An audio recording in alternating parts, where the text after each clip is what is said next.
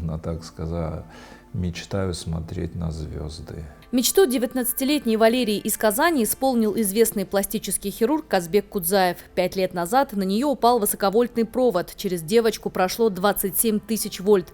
Она получила не только электроожог, переломы были по всему телу. Получилось сильнейший электроожог, еще и слетела с высоты 6 метров, разбилась, переломы костей ног, бедра, основание черепа, нижняя челюсть. Титаническими усилиями реаниматологи спасли жизнь. Многие коллеги мои работали, и профессор Богов в Казани, и в Нижнем Новгороде. За работами доктора Кудзаева Лера следила давно и очень хотела к нему попасть. Приехала на консультацию, но врач принял решение о немедленной операции. Причем делать общую анестезию врач не стал. Лера и так перенесла около 200 наркозов. Кудзаев за несколько часов сделал девочке 6 операций под местным наркозом. Вчера пересадили с бедра кожу на шею, с боковых сторон сделали реконструктивные Z-пластики, удлинили ахиллово сухожилие. На голове была большая пролежень у нее и зажила, участок облысения, тоже иссекли этот участок.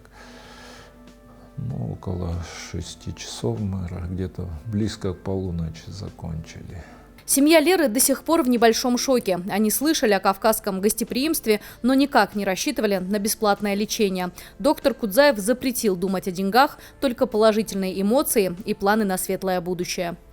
Я рассчитывала, что будет консультация, мне озвучат сумму, мы ее соберем и потом приедем на консультацию. И когда мне Казбек Русланович сказал: я тебя вообще про деньги спрашивал?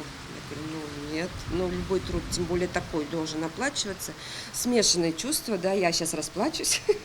Он особенный, он необычный, это, помимо того, что у него какой-то он одаренный человек, одаренные люди, они бывают одаренные, наверное, во всем. То есть помимо того, что это все создать собственными руками, найти способ помогать таким, как мы, что тут можно говорить? При этом еще прекрасно вести Инстаграм, выходить в прямые эфиры, я же думала, отвечать он не сам всем это на делает. разные вопросы. Абсолютно. Он все делает сам, он параллельно, он тебя слушает, он параллельно, вот сейчас вы видели, да, он параллельно разговаривал по телефону, параллельно снял с нее повязки, с нами поговорил. Все это делается, как это, я не знаю. И вы видите его работу. Сейчас главное, чтобы девочка начала ходить. Это непросто, ведь одна ее нога стала короче другой на 5 сантиметров. С этой задачей доктор Кудзаев тоже намерен справиться. Предстоит еще целая серия операций у нас. Они побудут у нас, поживут до снятия швов. Потом она должна отдохнуть. Есть пределы выносливости организма. Мы не должны наносить вред. И когда она оправится, когда у нее появится желание идти дальше, мы будем работать дальше.